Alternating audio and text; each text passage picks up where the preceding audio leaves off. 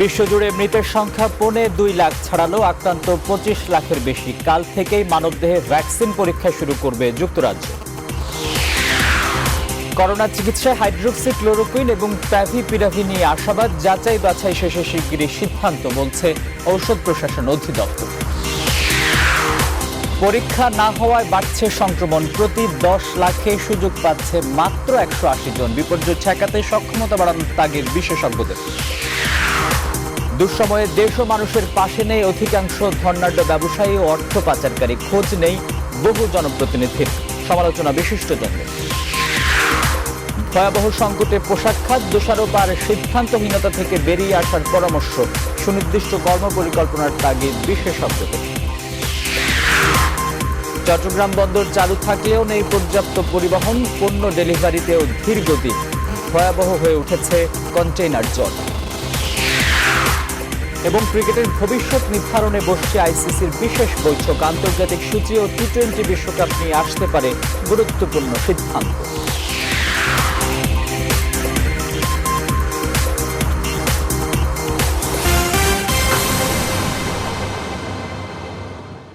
স্বাগত সকাল 10টার সংবাদে, আপনাদের সঙ্গে আছি আমি আসিফ রিপু। শিরোনাম দেখছিলেন। ইলেকট্রোফরেটিক কোটিংকৃত মরিচারোধী ও বিদ্যুৎ সাশ্রয়ী Marquis pump. Marquis energy saving pump.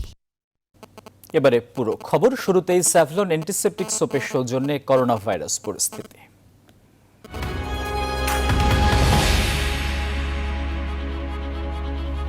শুরুতেই বৈশ্বিক পরিস্থিতি।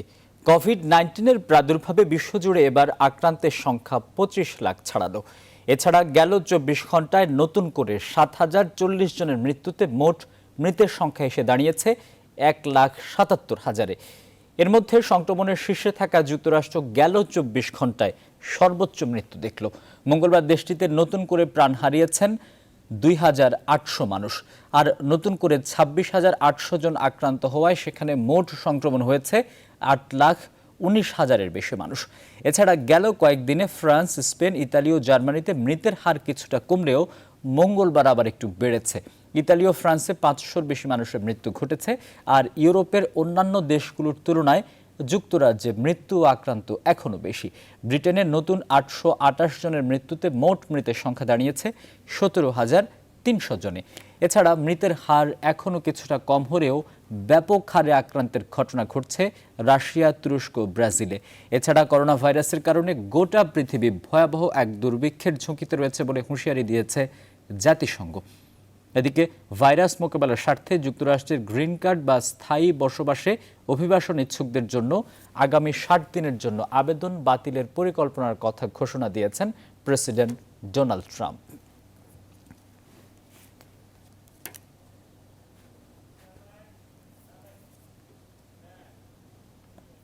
করোনা ভাইরাসের প্রতিষেধক তৈরির জন্য পৃথিবীর বিভিন্ন দেশের বিজ্ঞানীরা উঠে পড়ে লেগেছেন।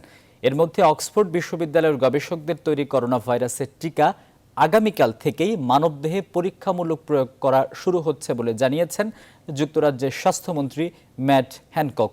মঙ্গলবার করোনা ভাইরাস পরিস্থিতি নিয়ে নিয়মিত ব্রিফিংয়ে হ্যানকক জানান, বেশ দ্রুত গতিতেই টিকা তৈরির কাজ এগিয়ে যাচ্ছে। মানবদেহে এই টিকার পরীক্ষা সফল হলে এবছর সেপ্টেম্বরে কয়েক লাখ ডোজ টিকা বাজারে ছাড়া সম্ভব বলে মনে করছেন অক্সফোর্ডের গবেষকরা। বিবিসি জানিয়েছে, মে মাসের মাঝামাঝি সময় পর্যন্ত প্রথম ধাপে টিকা পরীক্ষার আওতায় আনা হবে 500 জনের মতো। পরীক্ষার সফল হলে আরও মানুষকে অন্তর্ভুক্ত করা হবে ট্রায়ালে। ব্রিটিশ স্বাস্থ্যমন্ত্রী কোভিড-19 ভ্যাকসিন প্রস্তুতের এই প্রচেষ্টায় সব ধরনের সহায়তা করার প্রতিশ্রুতি দিয়ে এই প্রক্রিয়ার জন্য নতুন করে তহবিল বরাদ্দের ঘোষণা দিয়েছেন। টিকা তৈরির এই প্রচেষ্টায় যুক্তরাজ্য সামনের সারিতে আছে এবং অক্সফোর্ড বিশ্ববিদ্যালয়ের পাশাপাশি লন্ডনের ইম্পেরিয়াল কলেজেও টিকা তৈরিতে কাজ করছে বলে জানান হ্যানকক। বিশ্বের বিভিন্ন দেশে করোনা ভাইরাসের টিকা উদ্ভাবনের বিভিন্ন পর্যায়ে রয়েছে। এরই মধ্যে মানবদেহে টিকার পরীক্ষামূলক প্রয়োগ হয়েছে যুক্তরাষ্ট্র ও চীনে, তবে এখনও তাদের টিকার ফলাফল পাওয়া যায়নি।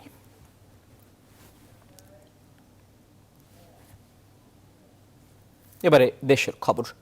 করোনা চিকিৎসায় কাজে আসতে পারে এমন দুটি আলোচিত ঔষধ হাইড্রোক্সিক্লোরোকুইন এবং প্যাভিপিরাভি নিয়ে আশাবাদী বাংলাদেশের বেশ কয়েকটি ওষুধ কোম্পানি। তারা বলছেন, সরকার অনুমতি দিলে যে কোনো সময় দেশের চাহিদা পূরণের মতো সক্ষমতা তাদের আছে। আর ঔষধ প্রশাসন বলছে যাচাই বাছাই শেষে খুব শিগগিরই সিদ্ধান্ত নেবে সরকার। বিস্তারিত জানাচ্ছেন লাকমিনা জেসমিন সোমা। প্রতিষেধক কিংবা করোনা চিকিৎসার ওষুধ আবিষ্কারে রাত দিন গবেষণা করছে সমগ্র বিশ্ব। তেমন কোনো ওষুধ আবিষ্কার করতে না পারলেও করোনা চিকিৎসায় কাজে আসতে পারে এমন কয়েকটি ওষুধ নিয়ে চলছে পরীক্ষা নিরীক্ষা। বিশ্ব স্বাস্থ্য সংস্থা এখনো পর্যন্ত সুনির্দিষ্ট কোনো ওষুধকে স্বীকৃতি না দিলেও পরীক্ষামূলকভাবে হাইড্রোক্সিক্লোরোকুইন ও ফ্যাভিপিরাভি ওষুধ দুটি নিয়ে আশাবাদী গবেষকরা। আশা জাগানিয়া এই ওষুধ দুইটির মধ্যে হাইড্রোক্সিক্লোরোকুইন বেশ আগে থেকেই বাণিজ্যিকভাবে উৎপাদন করে আসছে বাংলাদেশের ইনসেপ্টা ফার্মাসিউটিক্যালস লিমিটেড। আর ফ্যাভিপিরাভি গ্রুপের ওষুধ তৈরির জন্য সরকারের কাছে অনুমতি চেয়েছে আরেক দেশীয় company Beacon pharmaceuticals limited. Already Bangladesh কিন্তু ইন্টারন্যাশনাল মার্কেটে একটা অবস্থানে আছে। আমরা এর আগেও অ্যান্টিভাইরাল প্রোডাক্ট দিয়েছি, অ্যান্টি ক্যান্সার প্রোডাক্ট যেগুলো দিয়েছি। জাপানে মনে করেন এভিগানের যে দাম, তার আমার মনে হয় যে আমরা 400 টাকা পার ট্যাবলেট, জাপান থেকে আনলে হয়তো এর দাম পড়বে পার ট্যাবলেট 5000 টাকা। আমাদের পেশেন্টের যে এরকম দেখতেছি সংখ্যাটা খুব যদি র্যাপিড গ্রো না করে তাহলে ইনশাল্লাহ চালাই নেওয়া যাবে। যে ওষুধটা নিয়ে সবচাইতে বেশি আলোচনা হচ্ছে সেটা হচ্ছে হাইড্রোক্সিক্লোরোকুইন। এটা বেসিক্যালি ম্যালেরিয়ার ওষুধ। আমাদের অনেক দিন ধরে এটা আছে, কিছু নির্দেশনা আছে এবং ওই হিসাবে আমরা প্রস্তুত করে রেখেছি। অলরেডি কিছু কিছু সাপ্লাইও দিয়েছি। সমস্ত কিছুই ডিজিডি এর নির্দেশনা অনুযায়ী আমরা করছি। ইনসেপ্টা, বিকন ছাড়াও এসকেএফ, বেক্সিমকো এবং জিসকার মতো আরও কয়েকটি দেশীয় ওষুধ কোম্পানি দাবি করছে বিশ্বব্যাপী পরীক্ষামূলকভাবে যে ওষুধগুলো ব্যবহৃত হচ্ছে তা উৎপাদন করতে সক্ষম তারাও। এরই মধ্যে করোনা চিকিৎসায় কাজে আসতে পারে এমন সব ওষুধ বিদেশে রপ্তানির উপর নিষেধাজ্ঞা জারি করেছে সরকার। ওষুধ প্রশাসন বলছে যাচাই বাছাই শেষে বাণিজ্যিক উৎপাদন না, বরং নিজেদের কাজে লাগাতে খুব শিগগির দেশীয় কোম্পানিগুলোকে দিক নির্দেশনা দেবে তারা। যদি আমাদের ফিজিশিয়ানরা মনে করেন হ্যাঁ ন্যাশনাল গাইডলাইন অনুযায়ী এই ওষুধটা কাজে লাগবে করোনা রোগে অথবা তখন আমরা কিন্তু সেটি যেন আমরা সরবরাহ করতে পারি সেই প্রস্তুতিটা আসলে আমরা নিয়ে রেখেছি ওষুধ প্রশাসন থেকে এবং আমাদের বিভিন্ন ম্যানুফ্যাকচারার যারা তাদের পক্ষ থেকে। করোনা চিকিৎসায় এরই মধ্যে সরকার থেকে যে গাইডলাইন তৈরি করা হয়েছে সেখানে হাইড্রোক্সিক্লোরোকুইন সহ বেশ কয়েকটি ওষুধ ব্যবহারের পরামর্শ দেওয়া হয়েছে। বিশ্ব স্বাস্থ্য সংস্থার পক্ষ থেকে এখনও পর্যন্ত সুনির্দিষ্ট কোনো ওষুধকে করোনা চিকিৎসার জন্য স্বীকৃতি দেওয়া না হলেও কয়েকটি ওষুধের ব্যাপারে আশাবাদী গবেষকরা। করোনা চিকিৎসায় এই ওষুধ প্রস্তুতির প্রক্রিয়ায় পিছিয়ে নেই বাংলাদেশও। লাকমিনা জেসমিন সোমা, নিউজ 24, ঢাকা। দেশে প্রতি 10 লাখ মানুষের মধ্যে করোনা শনাক্তকরণের পরীক্ষা হচ্ছে মাত্র 180 জনের, যা খুবই নগণ্য। অনেকে শনাক্তের বাইরে থাকায় ঠেকানো যাচ্ছে না করোনার সংক্রমণ। বিশেষজ্ঞরা বলছেন ভয়াবহ বিপর্যয় থেকে রক্ষা পেতে দ্রুত বাড়াতে হবে পরীক্ষা। এদিকে দক্ষিণ এশিয়ায় করোনায় সুস্থ হওয়ার হার সবচেয়ে কম বাংলাদেশে। বিস্তারিত জানাচ্ছেন হাসান পারভেজ।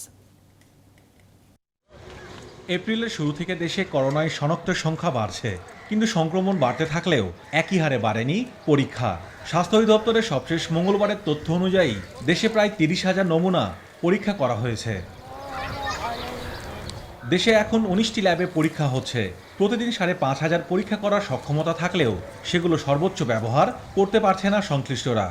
স্যাম্পল সংগ্রহ করবার কর্মী বাড়ানো দরকার। স্যাম্পল সংগ্রহ করার কর্মী যত বাড়বে আমরা তত নমুনা সংগ্রহ করতে পারবো।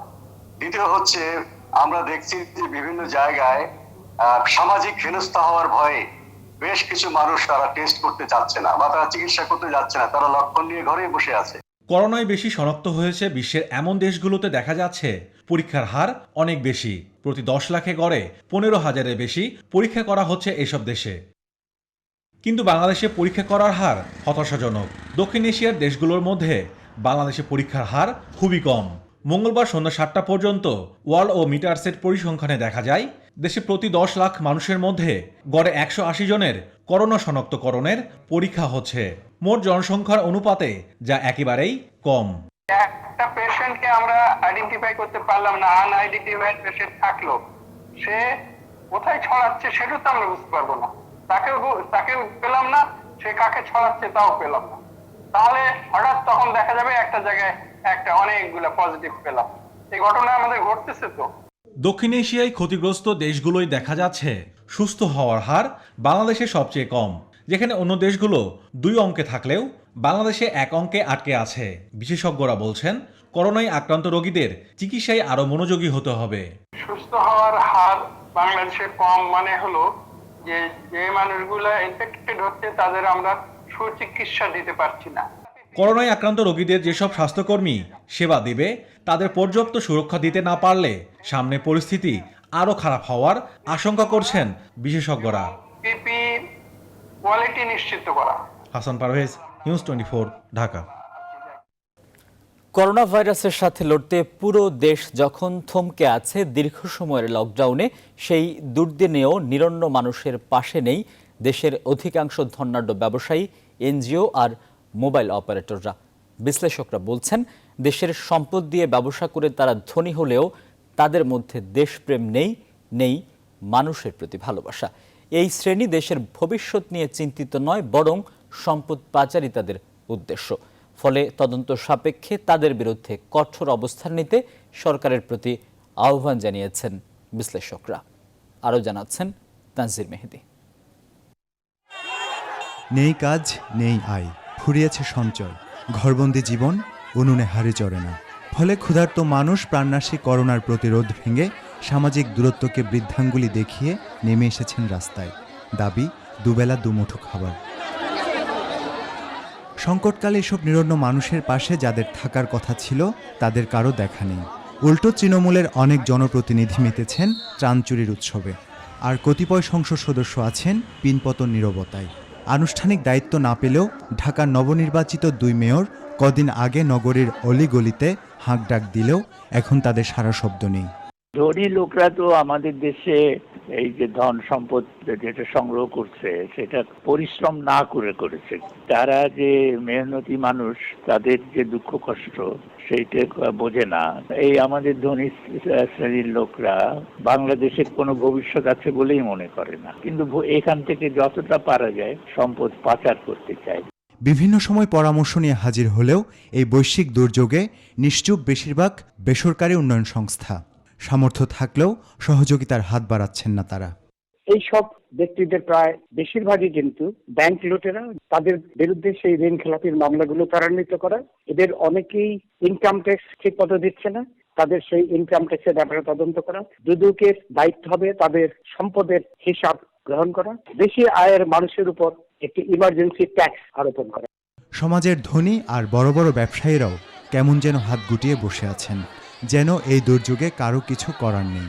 বড্ড চুপচাপ হয়ে আছে মোবাইল অপারেটর প্রতিষ্ঠানগুলো। যারা নীরব আছে ওদের সম্বন্ধে কথা বলে লাভ নাই, তারা চিরকালই নীরব থাকবে। এটা খুব স্বার্থপর। এই দেশের যারা চুরি করে অনেক বড় ধনী যারা, তারা এখন সিঙ্গাপুরে, কাতারে, দুবাইতে এবং কানাডাতে এই 3 জায়গায় পালিয়ে গেছে সব। বিশ্লেষকরা বলছেন, সমাজের সব শিল্পপতি কিংবা ধনীরা একরকম নয়। তাদের অনেকেই এগিয়ে এসেছেন এই দুঃসময়ে, বাড়িয়ে দিয়েছেন সহযোগিতার হাত। তাই আশাটা এখনো জিয়ে আছে। তানজির মেহেদি, নিউজ 24, ঢাকা। মানুষের এমন দুঃসময়ে যেসব জনপ্রতিনিধি পাশে নেই, এর দায়ে রাজনীতি থেকেই তাদের বিদায় করা উচিত বলে মনে করেন বিশিষ্ট নাগরিকেরা। একই কারণে আওয়ামী লীগ, বিএনপির একাধিক নেতা, এমনকি রাজধানীর 2 জন এমপিও তাদের সহকর্মীদের এমন আচরণে অনেকটাই ক্ষুব্ধ। বিস্তারিত তৌহিদ শান্তর রিপোর্টে। এক নতুন শব্দ, লকডাউন। রিকশা চালকের রিকশা চলে না, কুলি মুটে মজুরদের কাজ বন্ধ। যাদের জীবন দিন আনি দিন খাই বাক্যকে অনুসরণ করত, আজ তাদের জীবন যে কি দুঃসহ। এমন দাঁড়িয়ে থাকা, খাবারের প্রত্যাশায় সারি সারি হাতের এমন চাওয়াই বলে দেয় কেমন কাটছে রাজধানীর ঢাকার জীবন। আর এই সময়টায় মানুষের পাশে নেই রাজধানীর অধিকাংশ সংসদ সদস্য। 2-1 জন হয়তো কিছু খাবার দিচ্ছেন, তারাও ক্ষুব্ধ সহকর্মী এমপিদের প্রতি। জনপ্রতিনিধি যাদের অর্থনৈতিক অবস্থা ভালো, এই মুহূর্তে জনগণের পাশে, নিম্ন আয়ের মানুষের পাশে তাদের দাঁড়ানো উচিত, এবং এটা শতকরা 100%। বিরোধী দল হিসেবে বিএনপির সাফাই, তারা যেহেতু ক্ষমতায় নেই, মানুষের পাশে দাঁড়ানোর মূল দায়িত্ব সরকারি দলের নেতাদের। সরকারি কোনো বরাদ্দ না, এটা একান্তভাবে আমাদের নিজস্ব। তাদের যে সাহায্য দরকার তাদেরকে সাহায্য করো। রাষ্ট্রের সম্পদ, রাষ্ট্রের ত্রাণ, রাষ্ট্রের অর্থ সবই সরকারের নিয়ন্ত্রণে। কিন্তু অধ্যাপক সৈয়দ আনোয়ার হোসেন বলছেন, এখনকার অনেক সাংসদই বঙ্গবন্ধুর রাজনীতির ধারে কাছেও নেই, আওয়ামী লীগে থাকার যোগ্যতা নেই তাদের। একই মত ঢাকা বিশ্ববিদ্যালয়ের সাবেক VC SM A ফায়েজের। The political leaders, particularly the member of the parliaments, they should come forward seriously. যে জনপ্রতিনিধিরা নানান কারণে বিতর্কিত এবং অভিযুক্ত, তাদের আওয়ামী লীগে থাকা উচিত নয়, এবং আওয়ামী লীগের ঊর্ধ্বতন কর্তৃপক্ষ যারা আছেন তারাও বিবেচনা করবেন যে বঙ্গবন্ধুর হাতে গড়া দলে এই ধরনের প্রতিনিধি বা এই ধরনের মানুষ থাকা উচিত কিনা। মানুষের এই বিপদে মানুষের পাশে থাকার সুযোগ পেয়েছিলেন রাজনীতিবিদরা। হাতে গোনা দু একজন ছাড়া যেখানে কাউকে পেল না সেই ভোটার, সেই নিরন্ন মানুষ। তৌহিদ শান্ত, নিউজ 24, ঢাকা। এবারে হেক্সেল হ্যান্ড স্যানিটাইজারের সৌজন্যে করোনা ভাইরাস পরিস্থিতির আরও খবর।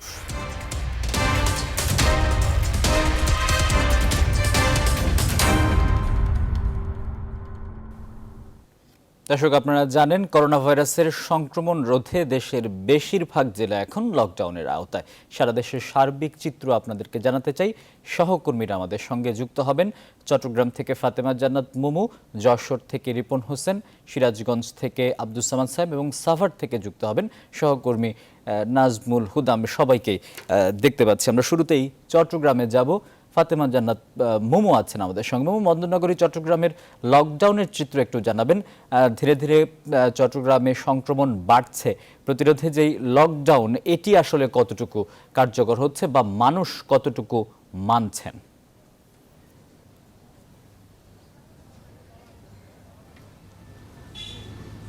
ধন্যবাদ আসিফ। আমি আছি এখন চট্টগ্রাম EPZ এলাকায়। এখানে আসার পর যেটা দেখতে পেয়েছি, এখানে কিন্তু খুবই জমজমাট অবস্থা। যেমন গাড়ি, ঠিক তেমনই মানুষকে ঘরে রাখা যাচ্ছে না। তবে প্রশাসন খুবই চেষ্টা করছে, মানুষ যেহেতু ঘরে থাকে সেই বিষয়ে কিন্তু তারা জোর প্রচেষ্টা চালিয়ে যাচ্ছে। এই এলাকাতে দেখতে পাচ্ছেন টিসিবির পণ্য সংগ্রহ করার জন্য অনেক মানুষ কিন্তু জমাট বেঁধেছিল। সেনাবাহিনী আসার পর তাদেরকে সামাজিক দূরত্ব নিশ্চিত করে সেই পণ্যগুলো যেহেতু তারা ভালোভাবে নিতে পারে সেই ব্যবস্থা করছেন, এবং আইন শৃঙ্খলা ঠিক রাখার জন্য তারা শহরের বিভিন্ন জায়গাও কিন্তু তারা টহল জোরদার করেছেন। এবং আপনি দেখতে পাচ্ছেন গাড়ির আনাগোনা রয়েছে অনেক বেশি, অনেক মানুষের কিন্তু আনাগোনা রয়েছে। করোনা সংক্রমণ যত দ্রুত ছড়িয়ে যেতে না পারে প্রশাসন সেই বিষয়ে কিন্তু জোর প্রচেষ্টা চালিয়ে যাচ্ছে। আইন শৃঙ্খলা বাহিনী কঠোর অবস্থানে রয়েছেন এবং মানুষকে নিরাপদ রাখার জন্য তারা জোর চেষ্টা চালিয়ে যাচ্ছেন। আমার সাথে একজন আর্মি অফিসার আছেন, তার সাথে একটু কথা বলতে চাই। আপনারা বন্দরনগরী চট্টগ্রামে কিভাবে সামাজিক নিরাপত্তা জোরদার করার জন্য ভূমিকা রাখছেন? আমরা এখানে সেনাবাহিনী মোতায়েনের পর থেকে আমাদের যে কাজ সেটা হচ্ছে হোম কোয়ারেন্টাইনে যেন মানুষেরা থাকেন, বিদেশ ফেরত মানুষেরা, এবং সামাজিক দূরত্ব বজায় থাকে মানুষের, সেটা আমরা নিশ্চিত করছি। বিভিন্ন ক্ষেত্রে যেসব এলাকায় জনসমাগম বেশি থাকে সেসব এলাকায় আমরা মাইকিং করে অথবা তাদেরকে মোটিভেট করে কনভিন্স করে সামাজিক দূরত্ব বজায় রাখার চেষ্টা করছি। এখানে টিসিবি থেকে মানুষকে ন্যায্য মূল্যে বিভিন্ন রকম পণ্য বিক্রি করা হচ্ছে। এখানে আপনারা দেখতে পাচ্ছেন যে এরকম কিছু মার্কিং করা আছে, দাগ দেওয়া আছে। এগুলোতে একজন দাঁড়াবে এবং একজন থেকে আরেকজনের যে নিরাপদ দূরত্ব সেই দূরত্বটা যেন বজায় থাকে সেটা আমরা নিশ্চিত করছি। এর পাশাপাশি এখানে যেন কোনো রকম বিবাদ অথবা কোনো রকম সহিংসতা সৃষ্টি না হতে পারে সেজন্য স্থানীয় প্রশাসন, লোকাল পুলিশ আমাদের সাহায্য করছে। এভাবে আমরা মানুষের মধ্যে সামাজিক দূরত্বটা বজায় রাখার চেষ্টা করছি। ধন্যবাদ আপনাকে। আসিফ শুনছিলেন, সামাজিক দূরত্ব নিশ্চিত করার জন্য তারা কিন্তু বিভিন্নভাবে কাজ করে যাচ্ছে এবং চট্টগ্রামে কিন্তু সংক্রমণ বেড়েই চলেছে। 43 জন এখনো পর্যন্ত আক্রান্ত রয়েছে, আইসোলেশনে আছেন 13 জনের মতো। প্রশাসন কিন্তু কঠোর অবস্থানে আছে। মানুষ যারা এখনো নিরাপদ আছে তারা যেন নিরাপদে থাকে, ঘরে অবস্থান করে সেই বিষয়ে তারা কিন্তু লক্ষ্য রাখছেন। তো চট্টগ্রাম থেকেই ছিল আমার কাছে সর্বশেষ তথ্য। ফিরে যাচ্ছি স্টুডিওতে। আসিফ, আপনাকে ধন্যবাদ। আপনি থাকুন আমাদের সঙ্গে। যশোর থেকে সহকর্মী রিপন হোসেন সেখানকার লকডাউন পরিস্থিতির সবশেষ খোঁজ খবর জানাবেন। রিপন।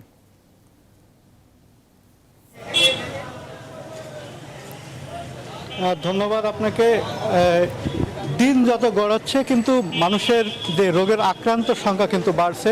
যশোরে পর্যন্ত 5 জনের আক্রান্ত সংখ্যা আমরা জানতে পেরেছি এবং এই 5 জনের ভিতরে একজন স্বাস্থ্যকর্মী ছিলেন, তিনি কিন্তু এর আগে আক্রান্ত হয়েছিলেন। গতকালকে সিভিল সার্জন যে নমুনা সেগুলো পরীক্ষা করেছে যশোর বিজ্ঞান প্রযুক্তি বিশ্ববিদ্যালয়, সেখানে 4 জনের নতুন আক্রান্তের সংখ্যা আমরা জানতে পেরেছি।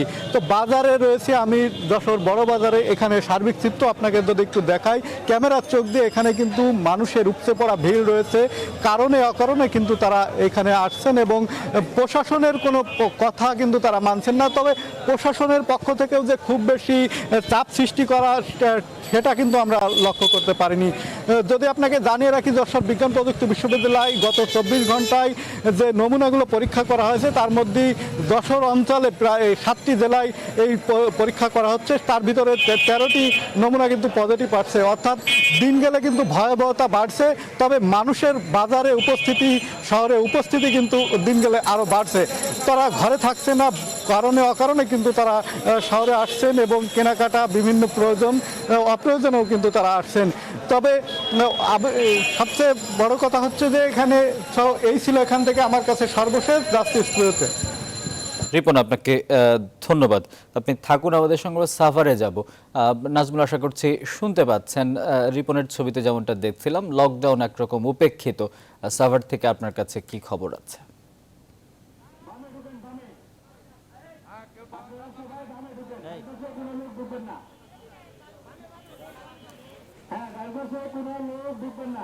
নাজমুল, আশা করছি শুনছেন আপনি আমাকে।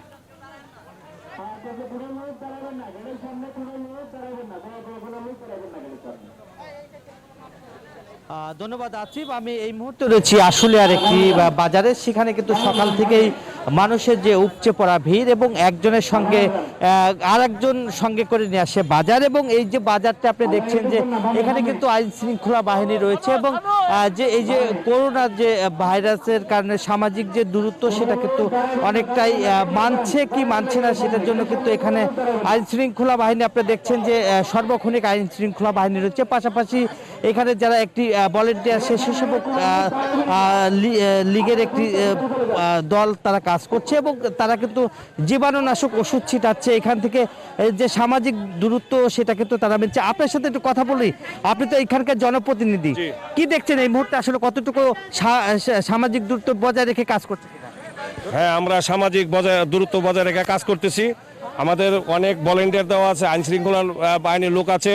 আমরা সবাই মিলে সোচ্চার মাননীয় প্রধানমন্ত্রীর নির্দেশ মোতাবেক আমরা 3 ফিট অন্তর অন্তর লোকজন ভিতরে ঢোকাচ্ছি এবং সুন্দরভাবে তাদের মার্কেট করে বাজারঘাট করে বাইরের সময়ও তাদের সুন্দরভাবে বাইর করে দিচ্ছি। অনেক ধন্যবাদ। আপনার সাথে একটু কথা বলি, আইন শৃঙ্খলা বাহিনী হিসেবে কিভাবে দেখছেন এই বাজারে লোকজন তো অনেক লোক?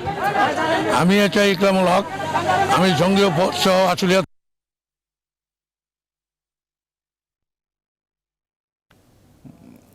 নাজমুল, আপনাকে ধন্যবাদ। আমরা দুঃখিত, আসলে কারিগরি ত্রুটির কারণে সংযোগটি বিচ্ছিন্ন হয়ে যায়। আমরা সিরাজগঞ্জে যাব, সহকর্মী আব্দুস সামাদ সায়েম আমাদের সঙ্গে যুক্ত আছেন। সায়েম, একদম সংক্ষেপে সিরাজগঞ্জের লকডাউন পরিস্থিতি জানতে চাই।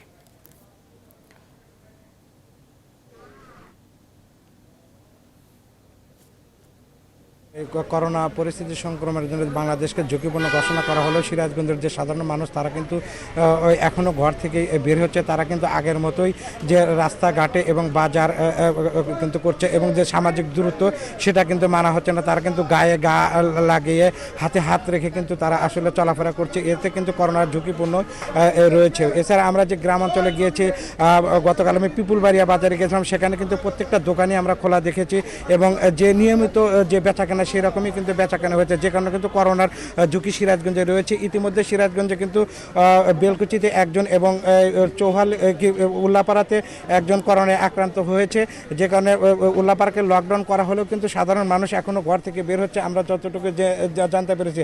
এই অবস্থায় আসলে যদি চলতে থাকে তাহলে কিন্তু সিরাজগঞ্জের যে করোনা পরিস্থিতি তা কিন্তু আসলে ভয়াবহ রূপ নিতে পারে বলে প্রশাসন জানিয়েছে। আর প্রশাসন যেটা বলছে যে প্রশাসন সার্বক্ষণিক মাঠে রয়েছে এবং তারা যখন জনসমাগম স্থলে এবং বাজারঘাটে যায় তখন কিন্তু আসলে সাধারণ মানুষ পুলিশের ভয়ে কিন্তু তারা বাসায় বা বাড়িতে চলে যায়। পুলিশ ফেরত আসার পরে কিন্তু আবার সেই পূর্বের অবস্থায় বিরাজ করে, যে কারণে কিন্তু পুলিশও আসলে সাধারণ আসলে এক প্রকার হতাশা প্রকাশ করেছেন।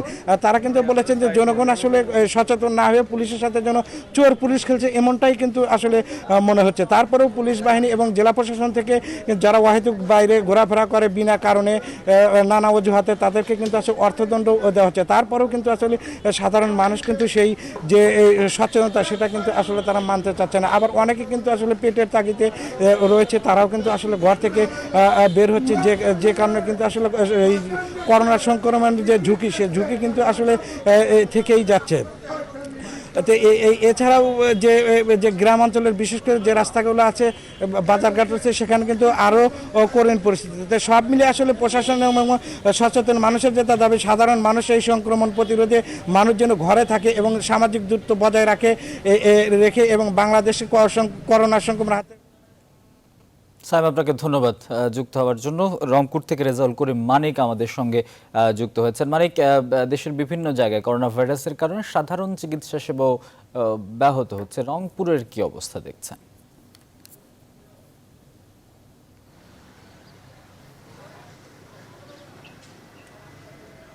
আসিফ, আপনাকে ধন্যবাদ। আমি এই মুহূর্তে অবস্থান করছি রংপুর মেডিকেল কলেজের সামনে। যে ক্লিনিকগুলো রয়েছে সেই ক্লিনিকগুলো চিত্র দেখানোর জন্য একটি বিষয় বলে রাখি, রংপুর অঞ্চলে লাখো মানুষের চিকিৎসার কেন্দ্রস্থল কিন্তু এই রংপুর মেডিকেল কলেজ হসপিটাল এবং রংপুরের প্রায় 4 শতাধিক ক্লিনিক। কিন্তু অঘোষিত লকডাউনের পর থেকেই কিন্তু সেবা বঞ্চিত রয়েছে রংপুর অঞ্চলের হতদরিদ্র মানুষগুলো এবং যারা রোগে আক্রান্ত সেসব মানুষগুলো। ডাক্তাররা কিন্তু সঠিক সময় তাদেরকে চিকিৎসা দিচ্ছেন না। ক্লিনিকগুলোতেও কিন্তু আসলে চলছে দায় সারা চিকিৎসা ব্যবস্থা। এ বিষয়ে কথা বলার জন্য রংপুর ক্লিনিক এবং ডায়াগনস্টিক মালিক সমিতির যিনি যুগ্ম সাধারণ সম্পাদক রয়েছেন খন্দকার মাহমুদ এলাহি বিপ্লব, তার সাথে একটু কথা বলতে চাই যে আপনার এই যে দেখছেন যে রংপুর অঞ্চলের লাখো মানুষ কিন্তু এই রংপুরের চিকিৎসা সেবার উপর নির্ভরশীল, কিন্তু চিকিৎসা সেবা তারা কিন্তু ঠিকমতো পাচ্ছে না। এই বিষয়টি আপনারা কিভাবে মনিটরিং করছেন? আসলে চিকিৎসা সেবা পাচ্ছে না এটা কিন্তু একান্ত বলা যায় না যে চিকিৎসা সেবা পাচ্ছে না। চিকিৎসা সেবা পাচ্ছে, যতটা পাওয়া দরকার ততটা পাচ্ছে না। গত 9 এপ্রিল আমাদের বিভাগীয় কমিশনার সাহেব একটা মিটিং ডেকেছিল, সেখানে পুলিশ কমিশনার ছিল, স্বাস্থ্য সংক্রান্ত যারা উপস্থিত থাকার ছিল সবাইকে, ক্লিনিক ডায়াগনস্টিক মালিক সমিতি এবং প্রাইভেট মেডিকেল কলেজের মালিকদেরকেও ডেকেছিল। তারা সবাই মিলে একটা সিদ্ধান্ত নিয়েছে এগুলো খোলা রাখার জন্য। আমরা এখন এগুলো খোলা রেখেছি কিন্তু ডাক্তাররা সঠিকভাবে আসছে না, তারা আসতে চাচ্ছে না। ডাক্তাররা এখন আমাদের শ্রেষ্ঠ সন্তান, তারাও তাদের নিরাপত্তাটা চিন্তা করছে। তারা অসুস্থ হলে পরবর্তী পরিস্থিতিতে চলাটা মুশকিল হবে। তার মধ্যেও কমিউনিটি মেডিকেল কলেজ যেমন তারা প্রসূতি যারা আছে করোনা আক্রান্ত তাদের চিকিৎসার সম্পূর্ণ দায়িত্ব নিয়েছে। আমাদের 100 বেডের যেটা ডেডিকেটেড করোনা হাসপাতাল চালু হয়েছে সেখানে 10টা ভেন্টিলেটর আছে। তারা বলছে যদি তাদের ভেন্টিলেটর লাগে তাও দিবে। আমরা সর্বাত্মক চেষ্টা করছি কিন্তু ডাক্তার সাহেবরা আসছে না। তার মধ্যে সচিবের একটা ভালো ভূমিকা আছে, তারা 30 জন ডাক্তারের একটা লিস্ট করে টেলিফোন নাম্বার দিয়ে দিয়েছে, যে কোনো সমস্যায় তাদের সাথে যোগাযোগ করার জন্য অনুরোধ করেছে। আমরা যেমন general diagnostic centre, annexe diagnostic centre, central laboratory, তারা কিন্তু আমরা টেলিমেডিসিনে দিয়ে চিকিৎসা, টেলিফোনের মাধ্যমে তাদের চিকিৎসা সেবা দেওয়ার চেষ্টা করছি। যে কোনো রুগী আসলে ফলো আপ করা বা পরবর্তী এগুলো চেষ্টা করছি। রংপুর থেকে রেজাউল করিম মানিক যুক্ত ছিলেন। দর্শক, লকডাউন পরিস্থিতির সার্বিক চিত্র। একদিকে পোশাক কারখানাগুলোতে চলছে লে অফ বা ছাঁটাই, অন্যদিকে সামনের দিনে বেতন বোনাস নিয়ে বাড়ছে শ্রমিকদের অনিশ্চয়তা। রপ্তানিতে নেমেছে ধস, অসহায় কারখানা মালিকরাও। ভয়াবহ এই সংকট মোকাবেলায় বিশ্লেষকরা বলছেন রপ্তানির শীর্ষ এই খাতকে টিকিয়ে রাখতে পরস্পরকে দোষারোপ ও সিদ্ধান্তহীনতা থেকে বেরিয়ে সুনির্দিষ্ট কর্মপরিকল্পনা নিতে হবে। শ্রমিকদের স্বাস্থ্য সুরক্ষা এবং বেতন ভাতা পরিশোধ করে দুঃসময়ে পাশে দাঁড়াতে হবে। বিস্তারিত জানাচ্ছেন বাবু কামরুজ্জামান। করোনাকালের এই সময়ে বিশ্ব অর্থনীতি থমকে যাওয়ায় ভয়াবহ বিপর্যয়ে পড়েছে শ্রমঘন রপ্তানিমুখী শিল্প তৈরি পোশাক। ফলে সবচেয়ে অসহায় ও দুর্বিষহ দিন পার করতে হচ্ছে পোশাক শ্রমিকদের। সামাজিক দূরত্ব বা স্বাস্থ্য সুরক্ষা তো দূরের কথা, পেটের দায়ে অনেককেই নামতে হয়েছে রাস্তায়। মার্চ মাসের বেতন ভাতা আদায়ে বেশ কিছু জায়গায় সড়ক অবরোধ এবং বিক্ষোভও করেছেন শ্রমিকরা। 1.5 লক্ষেরও অধিক শ্রমিক বেতন। এই শ্রমিক নেত্রীর অভিযোগ, এখনও প্রায় 2 লাখ শ্রমিকের বেতন ভাতা বকেয়া রয়েছে। এছাড়া লে অফ বা ছাঁটাই চলমান রয়েছে। তারপরে প্রায় 1.2 লাখ শ্রমিক এখনো বেতন পায় নাই। ঈদ আসতেছে, তাদের মজুরি, তাদের সবকিছু, বাড়ি ভাড়া সবকিছুই কিন্তু একটা হতাশার মধ্যে। তা আমরা চাই যে লে অফটা প্রত্যাহার করে তাদের সুস্থ রাখা দরকার, সেই জায়গায় সবাইকে কাজ করা। সরকারের দিক থেকে যখন বিভিন্ন রকমের উদ্যোগ সহযোগিতা নিয়ে এগিয়ে আসা হচ্ছে, তখন উদ্যোক্তাদের এভাবে লে অফে যাবার মতো কোনো পরিস্থিতি তৈরি হয়নি। বরঞ্চ উদ্যোক্তাদের উচিত হবে সরকারের ঋণ সহায়তা নিয়ে শ্রমিকদের পূর্ণাঙ্গ বেতন ভাতা দিয়ে দেওয়া। হিসাব বলছে গত মার্চ মাসে পোশাকের রপ্তানি আয় কমেছে প্রায় 20%। বিজিএমইএর দাবি 20 এপ্রিল পর্যন্ত করোনার প্রভাবে তৈরি পোশাকের ক্রয়াদেশ বাতিল বা স্থগিত হয়েছে $3 বিলিয়নেরও বেশি। এমন বাস্তবতায় আগামী দিনের বেতন বোনাস ও কারখানা মালিকদের টিকে থাকতে সমন্বিত পদক্ষেপ এবং শ্রমিকদের দুঃসময়ে পাশে থাকার পরামর্শ দিয়েছেন সিপিডির গবেষণা পরিচালক। অর্থনৈতিক ঝুঁকি মোকাবেলার চেয়েও স্বাস্থ্য ঝুঁকি মোকাবেলাটি এই মুহূর্তের জন্য ততোধিক গুরুত্বপূর্ণ। শ্রম মন্ত্রণালয়ের উচিত হবে স্বাস্থ্য মন্ত্রণালয়ের সঙ্গে আলাপ আলোচনা করেই পরবর্তীকালের কারখানা পর্যায়ে শ্রমিকদের কর্মপরিবেশের ব্যাপারে সিদ্ধান্ত নেওয়া। সবাইকে কিন্তু ঐক্যমতে আসতে হবে যে আমরা ফেজ ওয়াইজ মাননীয় প্রধানমন্ত্রীর দিক নির্দেশনা অনুযায়ী ফেজ ওয়াইজ আস্তে আস্তে কারখানা চালু করা যাবে, তখনই কিন্তু আমরা সেদিকে যাব। তবে এই দুঃসময়ে বাংলাদেশের পোশাকের অন্যতম বড় ক্রেতা প্রতিষ্ঠান H&M, ইন্ডিটেক্স সহ বেশ কিছু বায়ার তৈরি হওয়া পোশাকের আমদানি অব্যাহত রাখার প্রতিশ্রুতি দিয়েছেন। বাবু কামরুজ্জামান, নিউজ 24, ঢাকা। করোনা ভাইরাসের তোপে হারিয়ে যেতে বসেছে কুমিল্লার ঐতিহ্যবাহী পোশাক শিল্প খাদি। মাসের ওপরে সব কারখানা ও বিতরণ বন্ধ থাকায় চরম কষ্টে দিন কাটছে এর সঙ্গে জড়িত শ্রমিক কর্মচারীদের। বিস্তারিত জানাতে কুমিল্লা থেকে সরাসরি যুক্ত হচ্ছেন সহকর্মী হুমায়ুন কবির জীবন। কুমিল্লার ঐতিহ্যবাহী খাদি কাপড়ের সাথে জড়িতরা চরম কষ্টে দিন পার করছেন, কি বলছেন এর সঙ্গে সংশ্লিষ্টরা?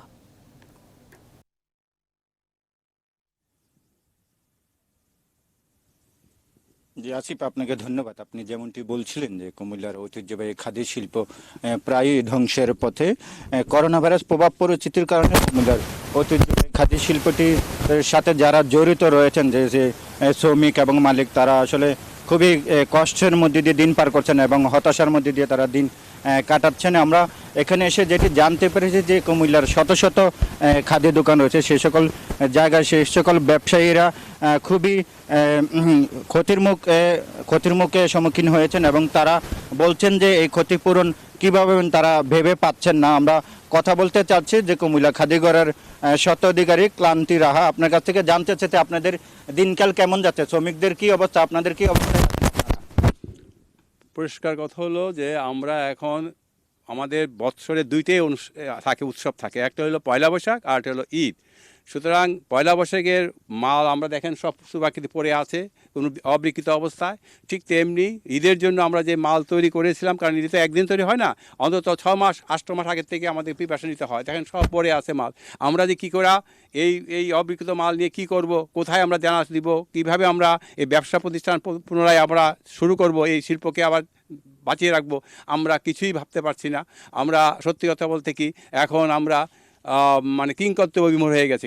আমরা কি করব, কিভাবে এই প্রতিষ্ঠান বা এই শিল্পকে আমরা সামনের দিকে এগিয়ে নিয়ে যাব, কারণ এই একটা অনিশ্চয়তার পথে আমরা এখন পা দিয়েছি, যে অনিশ্চয়তার আমরা কোনো পথ দেখছি না। সুতরাং আমরা সরকারের কাছে আকুল আবেদন করছি যে আমরা যারা ব্যবসায় জড়িত আছি কম বেশি সবাই কিছু না কিছু আমরা ঋণ আছি। ধন্যবাদ আপনাকে।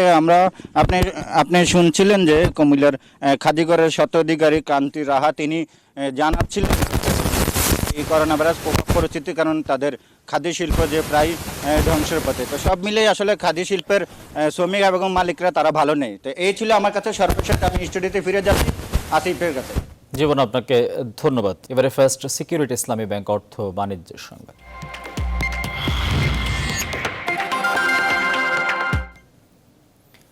চালু আছে চট্টগ্রাম বন্দর, নেই পর্যাপ্ত ট্রাক কাভার্ড ভ্যান, ফলে পণ্য ডেলিভারির গতি বেশ ধীর। এতেই কন্টেনার জট ভয়াবহ হয়ে উঠেছে। পরিস্থিতি মোকাবেলায় কন্টেনার ছাড়াতে নানা অফার দিয়েও আমদানিকারকদের বন্দরমুখী করতে পারছে না কর্তৃপক্ষ। বন্দর ব্যবহারকারীরা আমলাতান্ত্রিক এই জটিলতা দূর করার আহ্বান জানিয়েছেন। চট্টগ্রাম থেকে নয়ন বড়ুয়া জয়ের তথ্য এবং ছবিতে ডেস্ক রিপোর্ট। চট্টগ্রাম বন্দরে বর্তমানে ধারণ ক্ষমতার 15 থেকে 20% বেশি কন্টেইনার জমে গেছে। এই পরিস্থিতিতে বন্দরের স্বাভাবিক কার্যক্রম পরিচালনা করা রীতিমতো দুরূহ হয়ে পড়েছে।